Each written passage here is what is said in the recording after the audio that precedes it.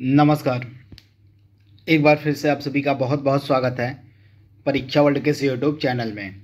दोस्तों, इकोनॉमिक्स की जो मोस्ट एक्सपेक्टेड क्वेश्चन आंसर की सीरीज हम चला रहे हैं, उसका जो भाग 2 है उसको यहाँ पे हम कंप्लीट करने वाले हैं। और पार्ट 1 में हमने कुछ इम्पॉर्टेंट इकोनॉमिक्स के प्रश्नों को सॉल्व किया था, तथा पार्ट 2 में हम कुछ और इम्पॉर्टेंट इकोनॉमिक्स के प्रश्नों को सॉल्व करेंगे। ये सभी जो प्रश्न होते हैं ये आपके सिलेबस के अकॉर्डिंग प्रश्न आपके सामने प्रस्तुत किए जाते हैं। तो इस सीरीज को आप फॉलो करते रहिएगा। एग्जाम तक 5 नंबर के प्रश्न जो है आपके इकोनॉमिक्स के पीईटी की परीक्षा में पूछे जाएंगे। तो चलिए वीडियो को शुरू करते हैं। पहला प्रश्न आपके स्क्रीन पर है, वर्तमान में राष्ट्रीयकृत बैंकों की संख्या कितनी है, आपसे पूछा जा रहा है। वर्तमान में प्रेजेंट टाइम में भारत में राष्ट्रीयकृत बैंकों की संख्या कितनी है। बहुत ज़्यादा इंपॉर्टेंट प्रश्न है। तो वर्तमान कंडीशन की अगर हम बात करें, वर्तमान समय की अगर हम बात करें, तो भारत में टोटल 12 कितने, तो टोटल 12 जो हैं आपके राष्ट्रीयकृत बैंक हैं। और इसमें से एक आपका एसबीआई है, तो आप इसे याद रखिएगा, एसबीआई प्लस 11, तो टोटल मिला के आपके कितने हो गए, तो 12 जो हैं वर्तमान में राष्ट्रीयकृत बैंक हैं। तो इसके बारे में आप याद रखिएगा। तथा एसबीआई जो है सार्वजनिक क्षेत्र के बैंकों में जो एसबीआई है यह सबसे बड़ा व्यापारिक बैंक भी है भारत सरकार का। तो इसके बारे में आप याद रखिएगा, इंपॉर्टेंट है। वर्तमान में एसबीआई के चेयरमैन कौन है, तो वर्तमान में एसबीआई के चेयरमैन है दिनेश कुमार खारा। तो इनका नाम भी इंपॉर्टेंट है, दिनेश कुमार खारा जो हैं ये वर्तमान में एसबीआई के क्या हैं, तो चेयरमैन हैं। तो इसके बारे में आप याद रखिएगा। तथा एसबीआई जो है वर्तमान में भारत का सबसे बड़ा व्यापारिक बैंक भी है। तो आप याद रखिएगा, एसबीआई को मिलाकर टोटल जो है 12 राष्ट्रीयकृत बैंक हैं हमारे देश में वर्तमान में। तो आप इसे याद रख सकते हैं। तो ऑप्शन आपका यहाँ पे जो सी वाला है बिल्कुल सही हो जाएगा। इसके बाद अगला प्रश्न आपके सामने है, जीएसटी दिवस कब मनाया जाता है। जीएसटी से भी प्रश्न आपके एग्जाम में पूछे जाएंगे। तो जीएसटी दिवस कब मनाया जाता है, आपसे पूछा जा रहा है। तो जीएसटी दिवस कब मनाया जाता है, काफ़ी महत्वपूर्ण प्रश्न है। राइट आंसर आपका क्या हो जाएगा, तो जीएसटी दिवस जो है यह 1 जुलाई को मनाया जाता है। तो आप इसे याद रखिएगा, कब, तो 1 जुलाई को। तो राइट आंसर आपका क्या हो जाएगा, राइट आंसर आपका हो जाएगा ऑप्शन जो आपका बी है, यहाँ पे बिल्कुल सही हो जाएगा, 1 जुलाई। भारत में जीएसटी को लागू कब किया गया था ऑफिशियल रूप से, ये प्रश्न आपसे एग्जाम में पूछा जा सकता है कि जो जीएसटी है इसको भारत में ऑफिशियल रूप से कब लागू किया गया था। काफ़ी ज़्यादा महत्वपूर्ण प्रश्न है। तो राइट आंसर आपका क्या हो जाएगा, 1 जुलाई 2017 से। कब, तो 1 जुलाई 2017 से जो है इसको ऑफिशियल रूप से लागू किया गया था जीएसटी को। जब जीएसटी को ऑफिशियल रूप से लागू किया गया था तो उस समय हमारे वित्त मंत्री कौन थे, तो उस समय हमारे वित्त मंत्री थे अरुण जेटली जी। तो इसे भी आप याद रखिएगा, अरुण जेटली जो है उस समय हमारे वित्त मंत्री थे जब इसको ऑफिशियल रूप से लॉन्च किया गया था, प्रभाव में लाया गया था जीएसटी को। तब इसे याद रखिएगा, इंपॉर्टेंट प्रश्न ये आपके एग्जाम के लिए हो सकता है। तथा जीएसटी जो है किस प्रकार का कर है, यह भी आपसे पूछा जा सकता है कि जो जीएसटी है गुड्स एंड सर्विस टैक्स है, जो वस्तु एवं सेवा कर है, यह किस प्रकार का टैक्स है, तो यह एक इनडायरेक्ट टैक्स है। आप याद रखिएगा, यह किस प्रकार का टैक्स है, तो यह एक इनडायरेक्ट यानी कि अप्रत्यक्ष टैक्स है। यह भी आपसे पूछा जा सकता है। तो इसके बारे में आप याद रखिएगा, 1 जुलाई 2017 को यह प्रभाव में आया था तथा उस समय हमारे वित्त मंत्री थे अरुण जेटली जी। तो इसके बारे में आप याद देखिएगा, अब इनका निधन हो चुका है अरुण जेटली जी का। इसके अलावा कौन सा संविधान संशोधन अधिनियम है जो जीएसटी से रिलेटेड है, तो 101वां जो संविधान संशोधन अधिनियम है यह जीएसटी से रिलेटेड है। तो ये सारी चीज़ें आपको पता होनी चाहिए जीएसटी से रिलेटेड। कुछ चीज़ें मैंने आपको बता दी हैं, बाकी की चीज़ों को हम आने वाले जो सीरीज होगी एमसीक्यूज वाले उसमें हम धीरे धीरे सॉल्व करते रहेंगे। तो इसके बारे में आप याद देखिएगा। तो जीएसटी दिवस जो है 1 जुलाई को मनाया जाता है। अगला प्रश्न है, और निम्नलिखित में से किस समिति ने 2016 में बैंकों को केवाईसी नो योर कस्टमर लाने का सुझाव दिया था। और वर्तमान समय में जो केवाईसी का कॉन्सेप्ट बैंकों में चल रहा है, केवाईसी फॉर्म भरे जाने का, उसको लाने का सुझाव किसके द्वारा दिया गया था, यही चीज़ आपसे पूछी जा रही है। तो नचिकेत मोर समिति, आप याद रखिएगा, नचिकेत मोर समिति ने जो है 2016 में बैंकों को KYC यानी कि नो योर कस्टमर लाने का सुझाव दिया था। तो आप इसे याद रखिएगा। बैंकिंग सुधार से भी प्रश्न आपके एग्जाम में पूछे जाएंगे। आपके सिलेबस में क्लियरली मेंशन है कि बैंकिंग सुधार के बारे में भी आपको जानकारी होनी चाहिए। तो बैंकिंग सुधार का यह प्रश्न आपके सामने है। तो नचिकेत मोर समिति से जुड़े कुछ इंपॉर्टेंट फैक्ट यहाँ पे लिखे गए हैं। यहाँ पे आप देख पा रहे हैं, नचिकेत मोर कमेटी वर्ष 2016 में आई थी। नचिकेत मोर समिति के द्वारा क्या क्या सुझाव दिए गए थे, तो यहाँ पे लिखे गए हैं, प्रत्येक वयस्क का एक खाता हो, देश के हर जगह 15 मिनट की दूरी पर बैंकिंग सेवाएं उपलब्ध हो, यानी कि देश में हर जगह 15 मिनट की दूरी पर बैंकिंग सेवाएं उपलब्ध हो। यह जो सुझाव है दिया गया था नचिकेत मोर समिति के द्वारा। प्राथमिकता क्षेत्र को मिलने वाला जो ऋण है 40% से बढ़ाकर 50% कर दिया जाए। इसके बाद नो योर कस्टमर लाने का जो सुझाव है, KYC लाने का जो सुझाव है, नचिकेत मोर समिति ने ही दिया था। तो इसके बारे में आप याद रखिएगा। तथा अलग अलग क्षेत्रों के लिए अलग अलग बैंक हो, यह भी सुझाव नचिकेत मोर समिति के द्वारा ही दिया गया था। तो इसके बारे में आपको याद रखना है, काफ़ी इंपॉर्टेंट यह समिति है। अगला प्रश्न है, इंद्रधनुष योजना कब प्रस्तुत की गई थी। यह बैंकिंग से रिलेटेड इंद्रधनुष योजना है। तो यह कब प्रस्तुत की गई थी आपसे पूछा जा रहा है। तो इंद्रधनुष योजना प्रस्तुत की गई थी 2015 में, यानी कि ऑप्शन आपका बी यहाँ पे बिल्कुल सही है। 2015 में इंद्रधनुष योजना को प्रस्तुत किया गया था। इसका उद्देश्य क्या था, तो उस समय बैंकों में जो NPA की तादाद बढ़ रही थी, तो बैंकों के बढ़ते हुए NPA तथा घटते हुए पूंजी पर्याप्तता अनुपात की समस्या का समाधान करने के लिए इस जो है इंद्रधनुष योजना को प्रस्तुत किया गया था अगस्त 2015 में। तो यह भी आपकी बैंकिंग सुधार से रिलेटेड योजना है। तो आप इसे याद रखिएगा, 2015 में इसको प्रस्तुत किया गया था। अगला प्रश्न है, वैश्वीकरण यानी कि ग्लोबलाइजेशन क्या है। इंपॉर्टेंट है। तो ग्लोबलाइजेशन का मतलब क्या होता है, वैश्वीकरण का मतलब क्या होता है। तो घरेलू अर्थव्यवस्था का वैश्विक अर्थव्यवस्था के साथ एकीकरण करना ही कहलाता है वैश्वीकरण, यानी कि ग्लोबलाइजेशन। यानी कि ऑप्शन आपका जो सी वाला यहाँ पे दिया गया है 100% सही हो जाएगा। आप इसे याद कर लीजिएगा, घरेलू अर्थव्यवस्था का वैश्विक अर्थव्यवस्था के साथ एकीकरण करना ही वैश्विकरण यानी कि ग्लोबलाइजेशन करना है। यानी कि अपनी अर्थव्यवस्था को खोल देना, बाहरी कंपनियों के साथ जो है मेल जोल बढ़ाना, इसी को हम बोलते हैं ग्लोबलाइजेशन। तो आप इसे याद रखिएगा। LPG रिफॉर्म के बारे में मैंने आपको पढ़ाया हुआ है। अगर आपने LPG रिफॉर्म्स को नहीं पढ़ा है तो हमारा जो डिटेल्ड वीडियो इकोनॉमी का जो मैंने टॉपिक वाइज बनाया है, प्लेलिस्ट में जाके आप 1991 के आर्थिक सुधारों को देख सकते हैं। उसमें LPG यानी कि उदारीकरण, निजीकरण और वैश्वीकरण के बारे में पूरे डिटेल में बताया गया है।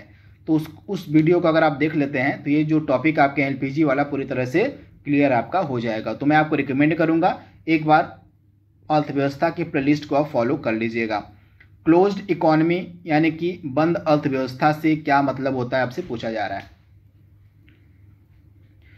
तो क्लोज्ड इकोनॉमी में क्या होता है, बंद अर्थव्यवस्था में क्या होता है, इसमें न तो निर्यात होता है न ही आयात होता है। तो दोनों ही यानी कि एक्सपोर्ट और इंपोर्ट जो है दोनों ही बैन होते हैं। तो आप इसे याद रखिएगा, यानी कि ऑप्शन आपका डी यहाँ पे बिल्कुल सही है। अगला प्रश्न है, उदारीकरण, निजीकरण तथा वैश्वीकरण यानी कि LPG यानी कि 1991 की जो आर्थिक नीति थी जिसको हम LPG रिफॉर्म्स के नाम से भी जानते हैं, इस नई आर्थिक नीति को किसके समय काल में प्रस्तुत किया गया था।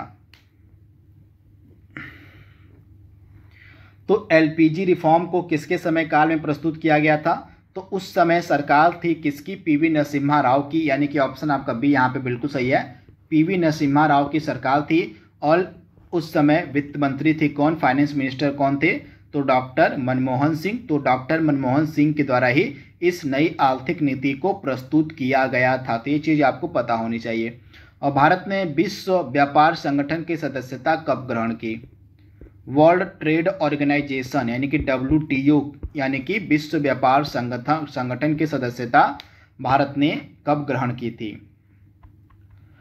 तो एलपीजी रिफॉर्म्स के बाद ही भारत ने विश्व व्यापार संगठन की सदस्यता को ग्रहण किया था। तो राइट आंसर आपका क्या हो जाएगा? ऑप्शन ए, 1 जनवरी 1995 को। तो आप इसे याद रखिएगा। और 1 जनवरी 1995 को जो है भारत ने विश्व व्यापार संगठन की सदस्यता को ग्रहण किया था। तो ऑप्शन आपका जो ए वाला यहाँ पे दिया गया है 100% सही जवाब हो जाएगा। ये सभी मोस्ट इम्पॉर्टेंट प्रश्न हैं जो आपके सामने प्रस्तुत किए जा रहे हैं पीईटी 2022 की परीक्षा के लिए। अगला प्रश्न है, किसी अर्थव्यवस्था में क्षेत्रों को सार्वजनिक और निजी में किस आधार पर वर्गीकृत किया जाता है? यानी कि मान लीजिए कोई अर्थव्यवस्था है, तो अर्थव्यवस्था के क्षेत्रों को पब्लिक और निजी यानी कि सार्वजनिक और निजी में किस आधार पर वर्गीकृत किया जाता है? तो उद्यमों के स्वरूप के आधार पर। आप याद रखिएगा, उद्यमों के स्वरूप के आधार पर जो है किसी अर्थव्यवस्था में क्षेत्रों को सार्वजनिक या निजी में जो है वर्गीकृत किया जाता है। तो आप इसे याद रखिएगा, इंपॉर्टेंट है। ऑप्शन आपका सी यहाँ पे बिल्कुल सही हो जाएगा, उद्यमों के स्वरूप के आधार पर। यहाँ पे उद्यमों का स्वामित्व होना चाहिए था, यहाँ पे स्वरूप नहीं होगा, स्वामित्व होगा, जो मैंने करेक्ट कर दिया आप। तो किसी अर्थव्यवस्था में जो क्षेत्र होते हैं, जो एरिया होते हैं, उनको सार्वजनिक या निजी में उद्योगों के स्वामित्व के आधार पर वर्गीकृत किया जाता है। तो ऑप्शन आपका सी यहाँ पे बिल्कुल सही हो जाएगा, उद्योगों के स्वामित्व के आधार पर। भारतीय अर्थव्यवस्था के उदारीकरण का अग्रदूत किसे कहा जाता है? भारतीय अर्थव्यवस्था के उदारीकरण का जो अग्रदूत है यह हम किसे मानते हैं? काफ़ी महत्वपूर्ण प्रश्न है, डायरेक्टली आपसे पूछा जा सकता है इसके बारे में। तो राइट आंसर आपका क्या हो जाएगा? डॉक्टर मनमोहन सिंह। तो आप इसे याद देखिएगा, डॉक्टर मनमोहन सिंह को भारतीय अर्थव्यवस्था के उदारीकरण का अग्रदूत कहा जाता है। तो राइट आंसर आपका क्या हो जाएगा? राइट आंसर आपका क्या हो जाएगा भैया? तो यहाँ पे मनमोहन सिंह यानी कि ऑप्शन आपका बी यहाँ पे बिल्कुल सही हो जाएगा। आप इसे याद देखिएगा, इन्हीं के द्वारा जो है जो न्यू इकोनॉमिक पॉलिसी थी, जो नई आर्थिक नीति थी, जो एलपीजी रिफॉर्म से वे प्रस्तुत किए गए थे डॉक्टर मनमोहन सिंह जी के द्वारा ही। अगला प्रश्न है, आरबीआई का हेडक्वार्टर, आरबीआई का मुख्यालय आपसे पूछा जा रहा है कहाँ पर है? तो आरबीआई का मुख्यालय कहाँ पर आपको मिलेगा? तो आरबीआई जो है, हमारा जो रिजर्व बैंक ऑफ इंडिया है, इसका मुख्यालय आपको मिलेगा मुंबई में, यानी कि ऑप्शन आपका सी यहाँ पे बिल्कुल सही है। आरबीआई का मुख्यालय कहाँ पर है? तो आरबीआई का जो मुख्यालय है यह आपको मिलेगा मुंबई में। तो इसके बारे में आप याद रखिएगा, काफ़ी इंपॉर्टेंट प्रश्न है, डायरेक्टली आपसे पूछा जा सकता है। तथा आरबीआई का नेशनलाइजेशन कब किया था, राष्ट्रीयकरण कब किया गया था? तो एसबीआई की तो आरबीआई की तो स्थापना 1935 में हो चुकी थी, 1 अप्रैल 1935 को जो है आरबीआई का जो एक्ट था 1934 वाला, तो आरबीआई एक्ट 1934 के तहत जो है 1 अप्रैल 1935 को आरबीआई की स्थापना हो चुकी थी, परंतु इसका राष्ट्रीयकरण किया गया 1 जनवरी 1949 को। तो ये चीज़ आप याद देखिएगा, आरबीआई का जो राष्ट्रीयकरण था यह 1 जनवरी 1949 को किया गया था। अगर स्थापना पूछ ले तो राइट आंसर आपका क्या हो जाएगा? 1 अप्रैल 1935 को इसकी स्थापना की गई थी आरबीआई एक्ट 1934 के तहत। परंतु आरबीआई का आपसे पूछ ले कि नेशनलाइजेशन कब किया गया था, राष्ट्रीयकरण कब किया गया था, तो राइट आंसर आपका क्या हो जाएगा? आरबीआई का जो राष्ट्रीयकरण था यह किया गया था 1 जनवरी 1949 को। तो ये चीज़ आपको पता होनी चाहिए। और अगला प्रश्न आपके क्या बता सकते हैं कि वर्तमान में आरबीआई के गवर्नर कौन है? रिजर्व बैंक ऑफ इंडिया के गवर्नर वर्तमान में कौन है? इसका जवाब आप कमेंट बॉक्स में दीजिएगा। इंपीरियल बैंक ऑफ इंडिया की स्थापना आपसे पूछी जा रही है कि कब की गई थी? इंपीरियल बैंक ऑफ इंडिया की स्थापना कब की गई थी? काफ़ी ज़्यादा महत्वपूर्ण प्रश्न है, इसका जवाब आपको देना है कि जो इंपीरियल बैंक ऑफ इंडिया था, जो आगे चलकर एसबीआई बनता है, इसकी स्थापना कब की गई थी? तो इंपीरियल बैंक ऑफ इंडिया की स्थापना कब की गई थी? तो राइट आंसर आपका क्या हो जाएगा? 1921 में। ऑप्शन जो आपका यहाँ पे बी वाला दिया गया है ना, 1921 में जो है इंपीरियल बैंक ऑफ इंडिया की स्थापना की गई थी। तो राइट आंसर आपका क्या हो जाएगा? ऑप्शन जो आपका बी है यहाँ पे बिल्कुल सही हो जाएगा। तो राइट आंसर आपका क्या हो जाएगा?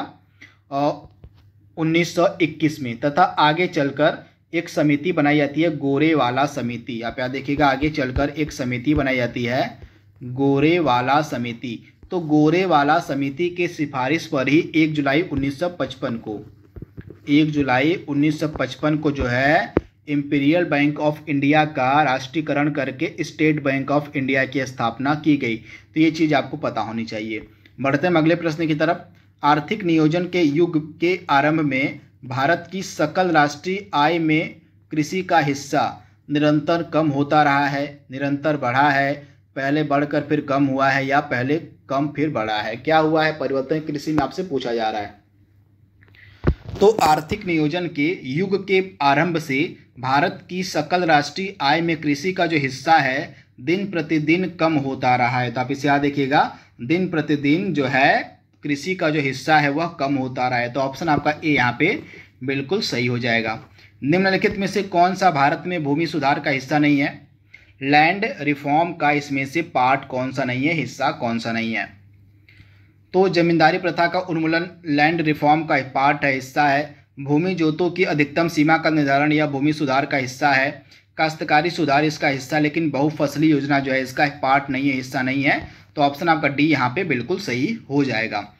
अगला प्रश्न है, और निम्नलिखित में से कौन सी समिति बैंकिंग सुधार से रिलेटेड है? आपको बताना है किसमें से कौन सी जो समिति है और जो बैंकिंग सुधार से रिलेटेड है, जुड़ी हुई है। फटाक से इसका जवाब देने की आप कोशिश कीजिए। बैंकिंग सुधार से इसमें कौन सी समिति जुड़ी हुई है? तो राइट आंसर आपका क्या हो जाएगा? नरसिम्हन समिति। जो नरसिम्हन समिति है यह जो है आपकी बैंकिंग रिफॉर्म से जुड़ी हुई है। तो इसके बारे में आप याद देखिएगा, डायरेक्टली इससे प्रश्न आपके एग्जाम में पूछा जा सकता है। तो नरसिम्हन समिति आपका राइट आंसर हो जाएगा। ऑप्शन आपका बी यहाँ पे बिल्कुल सही हो जाएगा। और भारत में मौद्रिक नीति किसके द्वारा बनाई और लागू की जाती है? भारत में जो मौद्रिक नीति है इसको बनाता कौन है और लागू कौन करता है, आपसे पूछा जा रहा है। तो भारत में जो मौद्रिक नीति है और यह बनाई और लागू की जाती है आरबीआई के द्वारा, यानी कि ऑप्शन आपका सी यहाँ पे बिल्कुल सही है, रिजर्व बैंक ऑफ इंडिया के द्वारा। तो इसके बारे में आप याद देखिएगा, डायरेक्टली आपसे एग्जाम में प्रश्न पूछा जा सकता है कि जो हमारी मॉनेटरी पॉलिसी है, जो हमारी मौद्रिक नीति है, इसको बनाता कौन है और लागू कौन करता है? तो आरबीआई करता है। तो ये चीज़ आपको पता होनी चाहिए। अगला प्रश्न आपके सामने है, पंचवर्षीय योजना को अनुमोदित करने वाली सर्वोच्च संस्था कौन सी है? काफ़ी इंपॉर्टेंट टॉपिक है। आशा करता हूँ मैं कि 1 से 2 प्रश्न जो है आपके पंचवर्षीय योजनाओं से पूछे जाएंगे आपके एग्जाम में। तो जितना ज़्यादा फोकस होगा वो फोकस आप पंचवर्षीय योजनाओं पर कीजिएगा, अच्छे से पंचवर्षीय योजनाओं को आप पढ़ लीजिएगा। तो पंचवर्षीय योजनाओं को अनुमोदित करने वाली सर्वोच्च संस्था कौन सी है? तो राष्ट्रीय विकास परिषद। आप याद देखिएगा, राष्ट्रीय विकास परिषद जो है यह सर्वोच्च संस्था मानी जाती थी पंचवर्षीय योजनाओं को अनुमोदित करने वाली। लेकिन वर्तमान में पंचवर्षीय योजना कार्यरत नहीं है, फिर भी इसको आपको पढ़ना है। जो चीज़ें पहले हो चुकी हैं पंचवर्षीय योजनाओं से रिलेटेड उनको आपको पढ़ना ही पढ़ना है, क्योंकि आपके सिलेबस में यह टॉपिक दिया गया है। तो ऑप्शन आपका यहाँ पे सी बिल्कुल सही हो जाएगा। पंचवर्षीय योजना को अनुमोदित करने वाली सर्वोच्च संस्था है राष्ट्रीय विकास परिषद। तो आप इसे याद रखिएगा। पंचवर्षीय योजना की स्थापना को मैंने बहुत पहले ही पढ़ा दिया है, आप याद रखिएगा। इसके बाद आर्थिक नियोजन विषय किसका है? जो आर्थिक नियोजन है यह किसका विषय है, आपसे पूछा जा रहा है। यह जो प्रश्न आपका है यह प्रश्न पूछा गया है बीपीएससी 2005 की परीक्षा में कि जो आर्थिक नियोजन है यह किसका पार्ट है, किसका विषय है। तो राइट आंसर आपका क्या हो जाएगा? समवर्ती सूची का, यानी कि ऑप्शन आपका सी यहाँ पे बिल्कुल सही है। आर्थिक नियोजन जो है यह समवर्ती सूची का विषय है। तो इसके बारे में आपको याद रखना है। अगला प्रश्न आपके सामने दिया गया है, द्वितीय पंचवर्षीय योजना का प्रारूप किसने तैयार किया था? जो सेकेंड 5 ईयर प्लान था इसका प्रारूप किसने तैयार किया था? इंपॉर्टेंट है, डायरेक्टली आपसे पूछा जा सकता है इसके बारे में। तो फटाक से इसका जवाब देने की आप कोशिश कीजिए। तो जो आपका सेकेंड 5 ईयर प्लान था, आइए इसके बारे में बात कर लेते हैं। सबसे पहले इसका टाइम पीरियड आप जान लीजिए। तो सेकेंड 5 ईयर प्लान का टाइम पीरियड था 1956 से 61। 1956 से 61 जो था यह सेकेंड 5 ईयर प्लान का जो है ड्यूरेशन था। ये चीज़ आपको क्लियर हो गई। इसके बाद यह जो सेकेंड 5 ईयर प्लान था यह पीसी महालनोबिस मॉडल पर आधारित था, यानी कि ऑप्शन आपका बी यहाँ पे बिल्कुल सही हो जाएगा। तो आप इसे याद देखिएगा, पीसी महालनोबिस मॉडल पर आधारित था आपका सेकेंड 5 ईयर प्लान। तो इसके बारे में आप याद रखिएगा, इंपॉर्टेंट है। तो ऑप्शन आपका बी यहाँ पे बिल्कुल सही हो जाएगा। अगला प्रश्न है, दूसरी पंचवर्षीय योजना ने किसको प्राथमिकता दी थी? सेकेंड 5 ईयर प्लान में किसको प्राथमिकता दी गई थी? तो आप याद रखिएगा, भारी उद्योगों को यानी कि हैवी इंडस्ट्रीज को जो है प्राथमिकता दी गई थी सेकेंड 5 ईयर प्लान में। तो सेकेंड 5 ईयर प्लान के अंतर्गत थी दुर्गापुर, भिलाई, राउरकेला इस्पात कारखानों की स्थापना भी की गई थी। ये चीज़ आप याद रखिएगा, जो हमारे इस्पात कारखाने थे और दुर्गापुर हो गए, भिलाई हो गए और राउरकेला इस्पात कारखाने, इनकी जो स्थापना थी यह सेकेंड 5 ईयर प्लान के तहत ही की गई थी। तो ये चीज़ आपको पता होनी चाहिए। तो सेकेंड 5 ईयर प्लान में जो है भारी उद्योगों को प्राथमिकता दी गई थी। तो ऑप्शन आपका सी यहाँ पे बिल्कुल सही हो जाएगा। अगला प्रश्न आपकी स्क्रीन पर है, भारत में सेवा कर किस वर्ष में प्रारंभ किया गया था? भारत में जो सेवा कर है यह किस वर्ष में प्रारंभ किया गया था? काफी ज्यादा महत्वपूर्ण प्रश्न है। तो भारत में सेवा कर जो है कब लागू किया गया था? तो राइट आंसर आपका क्या हो जाएगा? 1994-95 के दौरान जो है और सेवा कर प्रारंभ किया गया था। तो ऑप्शन आपका ए यहाँ पे बिल्कुल सही हो जाएगा, 1994-95 के दौरान। अनवरत योजना, रोलिंग प्लान किस अवधि के लिए बनाया गया था? आपसे पूछा जा रहा है कि जो अनवरत प्लान था, जो रोलिंग प्लान की अवधारणा थी, यह किस टाइम पीरियड के लिए बनाई गई थी? तो इसका राइट आंसर आपका क्या हो जाएगा? रोलिंग प्लान जो है किस अवधि के लिए बनाया गया था?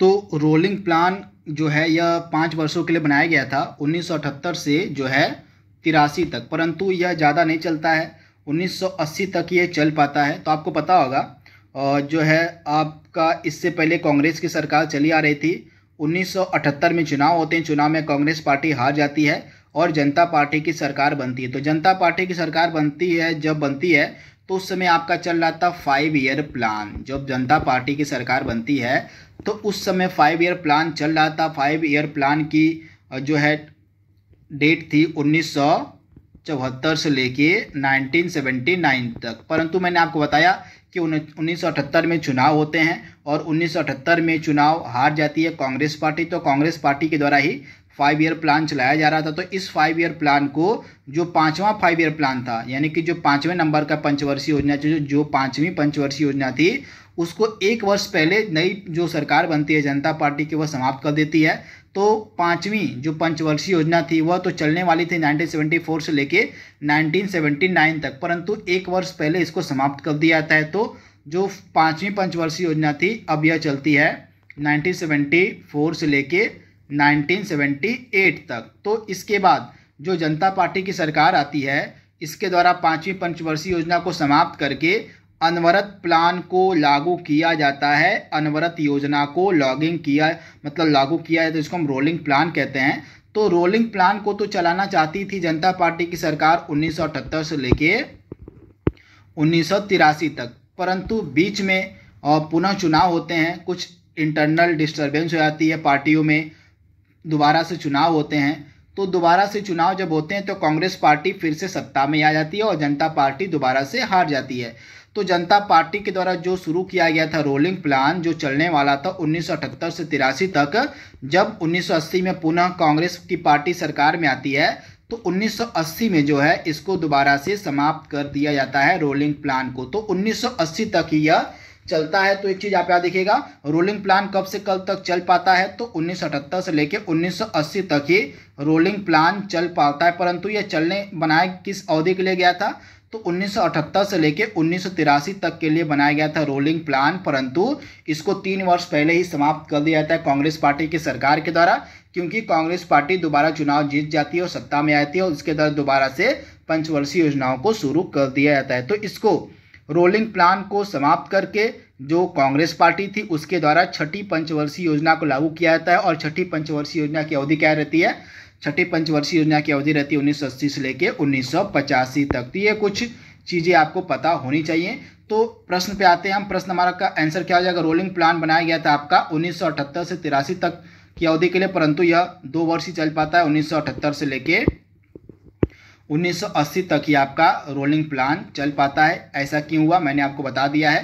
तथा जो अनवरत योजना थी, जो रोलिंग प्लान था, इसको हम द्वितीय योजना अवकाश कहते हैं। आप याद रखिएगा, इसको जो है द्वितीय योजना अवकाश भी कहा जाता है। तो ये चीज़ आपको याद रखनी है, इम्पॉर्टेंट है। प्रथम योजना अवकाश किसको कहा जाता है, तो आपको पता होगा तीसरी पंचवर्षीय योजना के बाद जो है कुछ समय के लिए जो है वार्षिक योजनाएं क्रियान्वित की जाती हैं। इसका मेन कारण क्या था, क्योंकि तृतीय पंचवर्षीय योजना के दौरान इंडिया के सामने बहुत सारे संकट आ गए थे, जैसे भारत पाकिस्तान युद्ध हुआ था तीसरी पंचवर्षीय योजना के दौरान, इसके बाद भारत चीन युद्ध हुआ था, इसके बाद भारत में विकराल सूखा पड़ गया था, जिस कारण से तीसरी पंचवर्षीय योजना अपने लक्ष्य को पाने में असफल रहती है।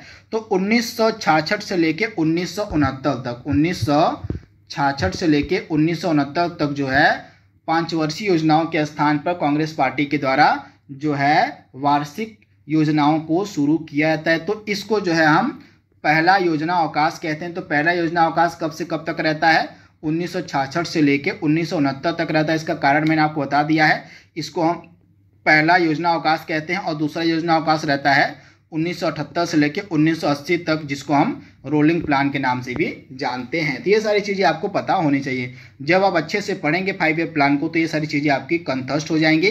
तो जो मैंने इकोनॉमिक्स का वीडियो आपके सामने बनाकर प्रस्तुत किया हुआ है, प्लेलिस्ट में आपको मिल जाएगा, उसको आप देख लेंगे तो आपको ये सारी चीज़ें और ज़्यादा क्लियर हो जाएंगी। प्रश्न की तरफ बढ़ते हैं हम। प्रश्न हमारा क्या कह रहा है, प्रधानमंत्री जन धन योजना की शुरुआत किस वर्ष में की गई थी। काफ़ी ज़्यादा महत्वपूर्ण प्रश्न है। प्रधानमंत्री जन धन योजना की शुरुआत किस वर्ष में की गई थी,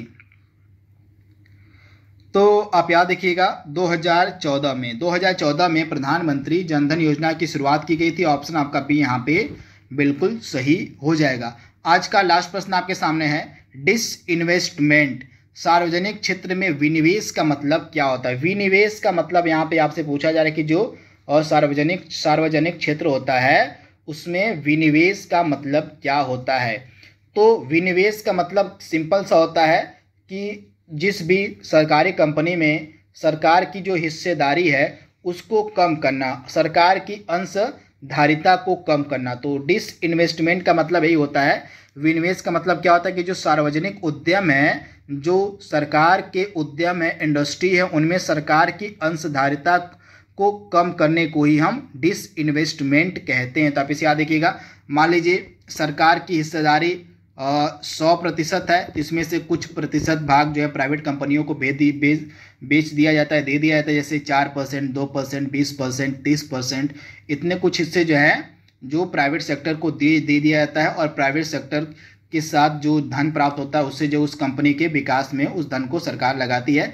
तो इसी को हम डिसइन्वेस्टमेंट के नाम से जानते हैं, विनिवेश के नाम से जानते हैं। यानी कि सरकारी उद्यमों में जो सरकार का हिस्सा है उसको कुछ कम कर देना, यानी कि सरकार की अंशधारिता में कमी लाना ही जो है डिसइन्वेस्टमेंट कहलाता है। तो आप इसे याद रखिएगा इसको, यानी कि सार्वजनिक क्षेत्र में विनिवेश, डिसइन्वेस्टमेंट को हम कहते हैं निजीकरण। यानी कि ऑप्शन आपका डी यहाँ पे बिल्कुल सही हो जाएगा। आप इसे याद रखिएगा, ऑप्शन आपका डी यहाँ पे बिल्कुल सही हो जाएगा। काफ़ी ज़्यादा इंपॉर्टेंट प्रश्न है, डायरेक्टली आपसे यह पूछा जा सकता है। तो सार्वजनिक क्षेत्र में विनिवेश को हम कहते हैं निजीकरण। इसमें होता क्या है मैं एक बार फिर से आपको बता दे रहा हूँ।